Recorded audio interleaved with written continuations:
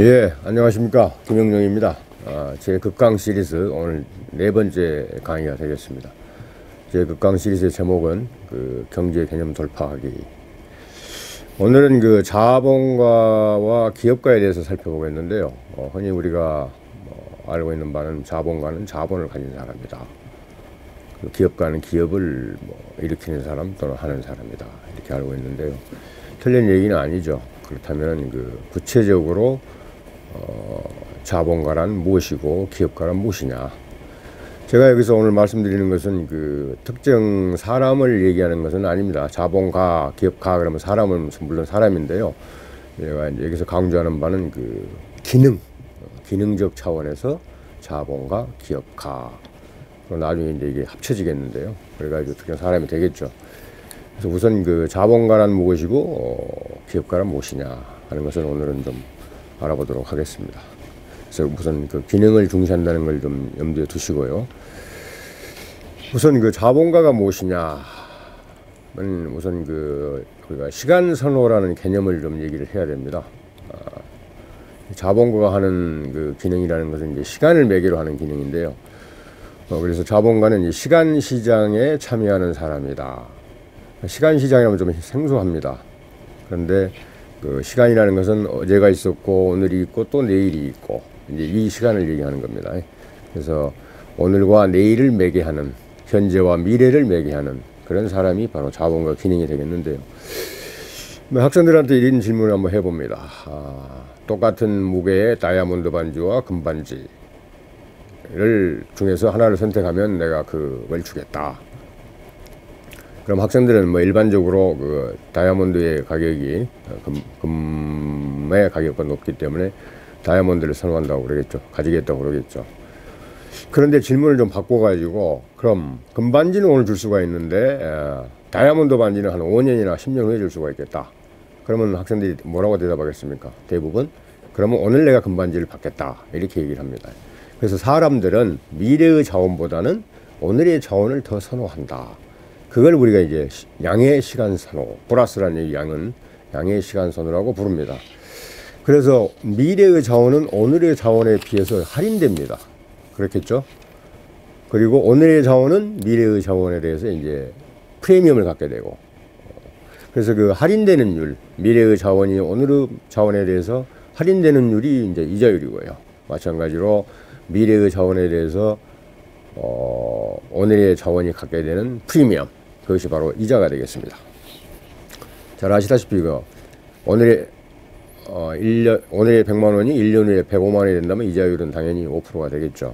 만약에 오늘 95만 원이 1년 후에 100만 원이 된다면 얼른 계산을 해보면 연간 이자율이 한 5.3% 정도 이렇게 되겠죠. 그래서 이 시간 선호 개념을 가지고 이제 자본가를 설명을 해야 되는데요. 우선 시간 선호가 바뀌어가지고 이건 대단히 개인적인 상황이고 주관적인 상황입니다. 그리고 또 사람마다 다릅니다. 그래서 나의 시간 선호가 지금보다는 좀 더 미래 지향적인 그런 선호로 좀 바뀌었다. 상대적으로. 그 얘기는 무슨 얘기냐면은 오늘의 소비를 줄이고 미래 저축을 한다는 얘기가 되고 저축을 더 늘린다는 얘기가 되거든요. 그런데 시간 선호가 미래 지향적으로 바뀌었다라는 얘기는 미래의 자원이 오늘의 자원에 비해서 덜 할인된다는 얘기죠. 그러니까 그때는 이자율이 내려간다 이렇게 얘기를 합니다. 이자율이 내려간다. 그런데 미래의 자원보다도 오늘의 자원을 예전보다 더 선호하게 됐다. 그러면은 이제 어떻게 되겠습니까? 미래의 자원은 오늘의 자원에 비해서 더 할인되는 거죠. 그러니까 이자율이 올라간다. 그렇게 얘기를 합니다. 그래서 중요한 것이 이 시간 선호에 따른 이자율이라는 것은 대단히 주관적인 것이고 그리고 개인적인 것이다. 그래서 사람마다 다 다르다. 같다면 그건 우연이다. 이렇게 얘기할 수가 있고요. 그래서 이를테면 극단적인 경우로 시간 선호율이 무한대다. 양의 시간 선호가 무한대다. 그럼 무슨 얘기가 되겠습니까? 그것은 오늘 소비를 다 해버린다는 얘기입니다. 내일은 없습니다. 미래의 자원은 나에게 전혀 가치가 없다라는 얘기가 되는 거죠.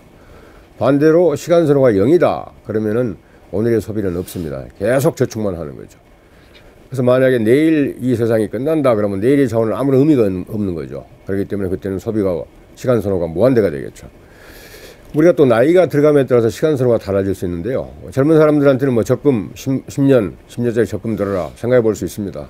그런데 80 되신 이 노인께 적금 10년짜리 적금 하나 드십시오 그러면은 안 들겠죠 아무래도. 왜냐하면은 그 미래의 자원은 이분한테는 80 되신 그 노인한테는 미래의 자원이 현재의 자원보다 훨씬 덜 중요하다. 왜냐하면은 남은 기간이 생애 기간이 얼마 남지 않았다고 우리가 생각을 한다면은 그렇게 되겠죠. 그래서 이제 시간 선호에 따라서 이자율이 오르고 내리고 이제 한다는 것은 이제 말씀드렸고요. 그러면 시간 시장의 종류는 뭐가 있느냐? 여러분이 잘 아시다시피 첫째 대부 시장이라는 게 있습니다. 금전을 뭐 대처하고 자원을 대처하는 흔히 뭐 대부 시장 생각하시면 되겠습니다. 이건 이제 채권자와 차입자가 이제 시간을 매개로 하여 자원을 대체하는 오늘 내가 100만 원 빌려줄 테니 내일 뭐 내년에 105만 원을 갚아라. 그러면 이자율이 5%가 되겠죠. 그게 이제 첫 번째 시간 시장에 참여하는 게 되겠고요. 두 번째가 바로 이 자본가가 참여하는 시장이 시간 시장이 됩니다. 그래서 이 자본가는 어떤 사람이냐면은 자신의 저축을 바탕으로 해서 현재의 자원을 필요로 하는 사람, 그 사람들은 주로 이제 노동력을 가진 근로자, 그리고 토지나 이런 걸 가진 이제 토지 소유자 이런 사람들이 되겠죠. 이런 사람들은 그 노동이나 토지는 뭔가 생산에 시간이 걸리는 생산에 기여를 해가지고 미래에 뭔가 소득이 나오는 그런 그 자원들이게 되겠죠. 그러려면 그것을 동원을 해가지고 무언가를 만들려면은 오늘 그 사람들이 필요로 하는 뭐가 되겠습니까? 주로 소비가 되겠죠. 그 사람들이 필요로 하는 현재의 자원을 제공할 수 있는 사람이 있어야 된다 이런 얘기죠. 그런 기능을 해주는 기능이 바로 이제 자본가의 기능이다라고 생각을 하시면 됩니다. 그래서 자본가는 노동과 토지라는 우리가 본래적 의미의 이걸 생산 요소라고 그러면요. 본래적 생산 요소 소유자에게 그의 저축을 바탕으로 그들이 필요로 하는 오늘의 자원, 현재의 자원인 임금과 지대를 지불하고 그 노동과 토지를 활용해 가지고 시간이 걸리는 생산을 통해 가지고 나중에 이제 최종 생산물이 완성이 되겠죠. 그걸 팔아 가지고 수입을 얻는 사람이다. 그러면 그것이 뭐냐? 그것이 바로 이자다 이런 얘기죠. 이자. 다시 한번 말씀드리면은 현재의 자원을 필요로 하는 근로자와 토지 소유자에게 그의 저축을 바탕으로 현재의 자원을 제공하고 노동이나 토지라는 그 미래의 용도가 되는 미래의 자원을 사는 사람이다. 그래서 그걸 시간이 걸리는 생산을 통해서 나온 최종 생산물을 가지고 이자를 얻는 사람이다. 그래서 자본가가 얻는 수입의 원천은 이자입니다. 대단히 중요한 사항인데요. 이자입니다. 이자.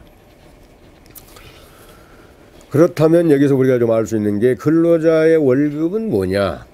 월급의 원천이 뭐냐? 뭐 두 가지 학설이 상당히 팽팽하게 맞설 때가 있었는데요. 요즘 정리된 개념은 그렇습니다. 제품을 팔아서 주는 거냐? 그렇지가 않죠. 뭐 R&D부터 시작해가지고 생산에 시간이 걸리니까 물건이 나오려면 한참 걸린다. 그걸 팔아가지고 월급을 주느냐? 아니다라는 얘기죠. 그럼 누가 월급을 주느냐? 자본가가 제공한, 자본가의 그 저축을 바탕으로 해서 제공한 그 저축이 바로 근로자의 월급의 원천이 되는 것이다. 그래서 쉽게 얘기하면 근로자 월급은 자본가가 주는 것이다. 이렇게 얘기할 수가 있는 것입니다. 그렇다면 자본제와 이제 자본을 나중에 좀 구분을 하겠는데요. 자본제에 대한 보수는 무엇이냐? 없습니다. 왜냐하면 자본제는 만들어지는 것이기 때문에 노동과 토지를 가지고 만들어진 그런 생산 요소이기 때문에 이미 지불됐다라는 거죠. 그래서 자본제에 대한 보수는 없다.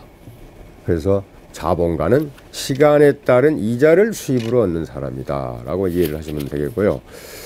그래서 이 시간을 매개할 자본가가 없으면 자본이 안 쌓이는 거죠. 축적이 안 된다는 얘기죠.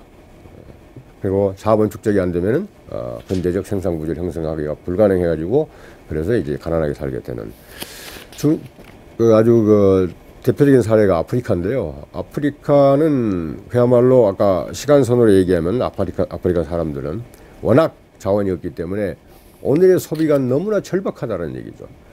그래서 미래를 위해선 남겨둘 그런 자원이 없다. 그러니까 시간 선호율로 따지면 무한대가 되겠죠. 그래서 오늘 다 소비할 수밖에 없다. 왜 없기 때문에 저축할 수 있는 여력이 없다라는 얘기죠. 그래서 자원이 어느 정도 이상이 돼야 저축이 되는 것이지 어느 정도까지는 좀 더 늘어나면 따라서 어떤 그 한계까지는 소비가 전부 소비로 이제 사용이 된다라는 얘기를 할 수가 있습니다. 그래서 중요한 것이 이제 자본가는 시간 시장에 참여함으로써 이자를 수입을 얻는 사람이다라는 말씀을 드리고요. 그렇다면 이제 기업가는 뭐냐? 기업가는 어떤 기능을 하는 사람이고 무엇을 수입으로 얻는 사람이냐? 그래서 여기서 이제 우리가 구분해야 될 게 위험은 뭐고, 영어로 이제 리스크죠. 위험은 뭐고, 불확실성은 뭐냐, uncertainty는 뭐냐. 이걸 이제 구분해야 됩니다. 그러려면 이제 확률 얘기를 잠깐 해야 되는데요. 쉽게 얘기해서 이제 동전 던지기 우리가 생각을 하면은요. 동전을 여러 번 던지면은 그 절반은 안면이 나오고 절반은 뒤가 나올 것이다. 근데 매번 동전을 던지는 그 행위는 어떻게 되겠습니까? 익스페리먼트죠. 그것은 동일하죠. 동일한 그 똑같은 것입니다.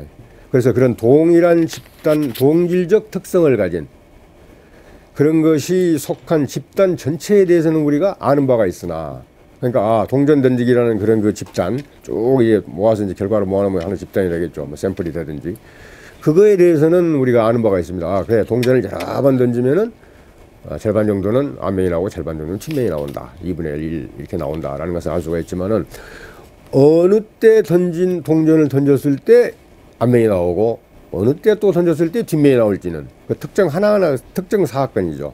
그거에 대해서는 우리가 아는 것이 전혀 없는 경우, 이걸 우리가 빈도 확률이라고 표현을 합니다. 빈도 확률. 그래서 위험은 빈도 확률과 관련되는 겁니다. 그래서 위험과 불확실성을 지금 구분을 하고 있는데요. 위험은 나중에 보면 이제 비용으로 처리돼 버립니다. 그래서 그것은 기업가의 이윤이 원천이 아니거든요. 언서텐티가 기업가의 이윤이 원천이기 때문에 제가 그걸 구분을 하기 위해서 지금 급간 확률과 그 다음에 이제 제가 말씀드릴 이제 사례별 확률. 그러니까 급간 확률은 빈도 확률, 물론 급간 확률에도 표현을 합니다. 빈도 확률은 위험과 관련된 것이고 사례별 확률은 불확실성과 관련되는 것인데요.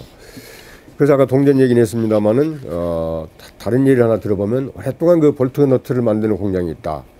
그럴 때 그 품질 관리를 하는 사람은 대충 뭐 볼트 너트를 생산하다 보면 1% 정도 분량이 나온다. 그런데 어떤 볼트가 분량이 되고 어떤 너트가 분량이 될지는 모르죠. 그러니까 특정 사건에 대해서는 모른다 이런 얘기죠. 다만 그 볼트 너트라는 그 집단, 그것이 평균적으로 1% 정도의 분량률을 낸다. 그러면 이것은 우리가 경험적 확률이 있고 가지고 있고, 그리고 분량이 났을 때 손실이 얼마나 되느냐, 그러니까 우리가 계산을 할 수가 있는 거죠. 계산을 할 수가 있고 그것은 바로 비용으로 처리하면 되는 것이다. 그래서 이윤의 원천이 위험은 아니다라는 겁니다. 왜? 위험에 따른 것은 비용으로 처리되기 때문에 기업가에게 이윤을 갖다 주는 것이 리스크다라는 얘기는 정확한 의미에서는 맞지 않다라는 얘기를 할 수가 있고요. 아주 대표적인 게 또 보험이죠. 우리가 보험 집단도 여러 사람도 있지 않습니까? 근데 보험에서는 그걸 성별로, 연령별로, 또 과거의 사고, 이력별로 쭉 갈라가지고 가급적이면 집단을 어떻게 만들려고 그럽니까? 동질적으로 만들려고 그러죠.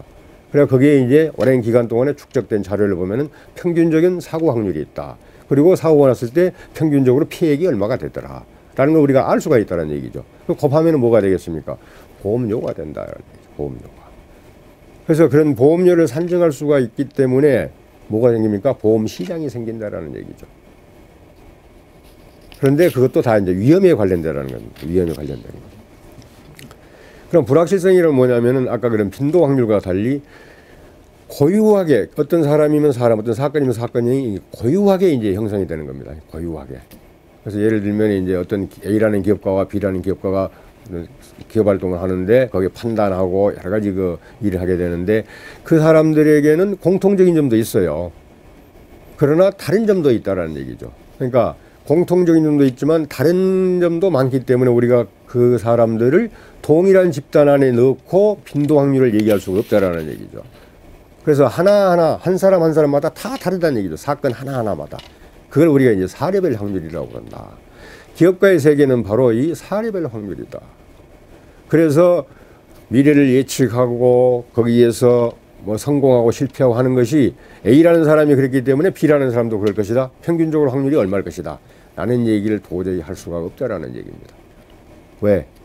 사건 하나하나마다 대단히 고유한 것이기 때문에 공통점도 물론 있지만 고유한 사항이 많기 때문에 우리가 동기를 할 수가 없다. 바로 기업가가 활동하는 그 기업의 세계는 바로 이런 것이다. 이런 것이다. 그래서 기업가는 어떤 기능을 하는 것이냐. 시장에서 말하자면 현재 저평가된 어떤 그런 것들, 생산 요소랄지 이런 걸 발견을 해가지고 잘 그걸 이제 시간이 걸리는 생산을 통해서 만들어가지고 시장에 내다 팔아서 뭐 시장 가치를 얻게 되는, 그러니까 저평가된 것을 발견해가지고 그것을 나중에 가져가는, 팔아서 이제 이윤으로 가져가는. 그래서 이 기업가의 이윤의 원천은 불확실성입니다. 위험이 아니고 이윤의 원천은 불확실성입니다.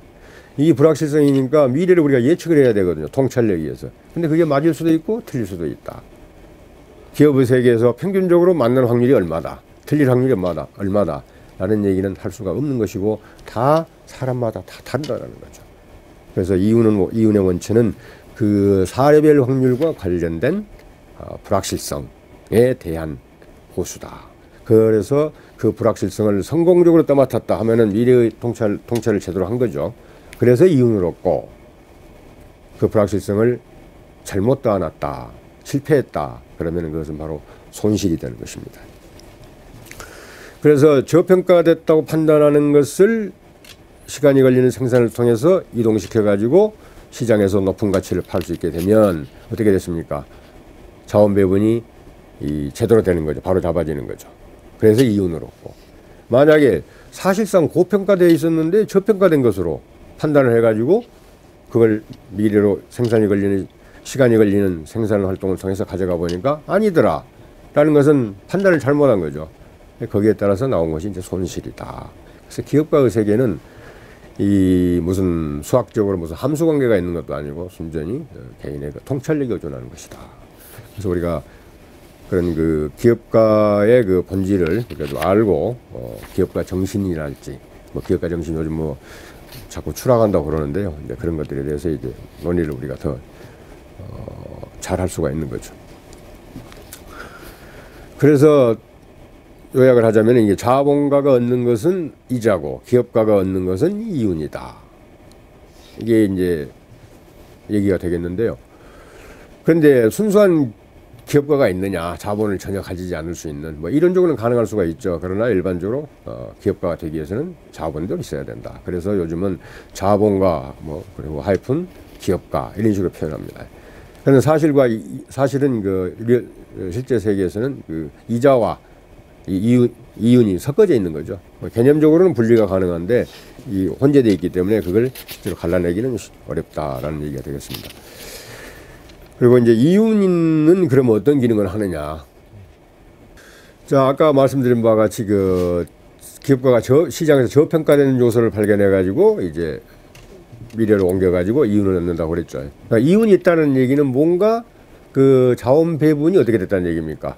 지금 제대로 돼 있지 않다라는 얘기예요. 영어 단어를 표현하면 이제 멜 어드저스트먼트라고 우리가 이렇게 표현할 수가 있는데요. 뭐 부조화라고 번역을 할 수도 있겠습니다만은 어쨌든 자원 배분이 제대로 효율적으로 이루어지지 않았다. 여기서 효율적이라는 얘기는 소비자가 원하는 그런 방향으로 자원 배분이 이루어지지 않았다. 그걸 발견을 해가지고, 그러니까 미래 통찰력이 맞아야 되는 거죠. 그래서 이제 소비자들이 원하는 물건을 이렇게 만들어내서 이게 팔게 되면은 거기서 얻어지는 것이 바로 이윤이다. 라는 얘기를 이렇게 할 수가 있습니다. 그래서 이윤이 존재한다는 얘기는 그런 기회가 있다는 것이고, 그것이 바로 기업가를 불러들여 가지고 그런 활동을 하도록 하고, 그러면 기업가는 이윤을 얻는 과정에서 자원 배분을 바로 잡아주고, 손실을 만약에 봤다면 자원 배분을 오히려 더 왜곡시켜버리는.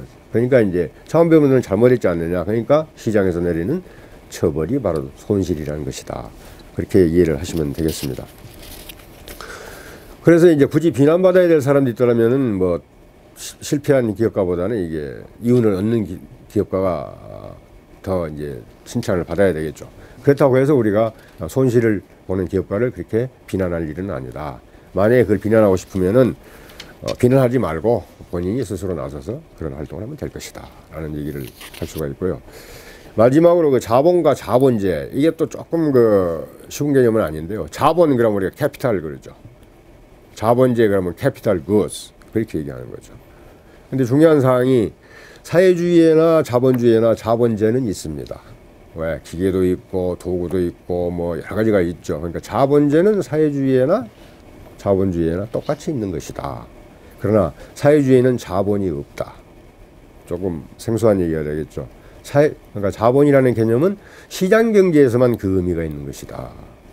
뭐냐면은 우리가 아까 말씀드렸죠. 시간 선호에 따라서 현재의 소비와 미래의 저축 이걸 나눈다고 그랬죠. 그러니까 미래의 저축을 바탕으로 해서 자본제가 만들어지는 거죠. 그래서 이런 자본제, 저런 자본제, 여러 가지 자본제를 우리가 화폐로 계산할 수 있을 때 자본이라는 개념이 의미를 가질 수가 있다.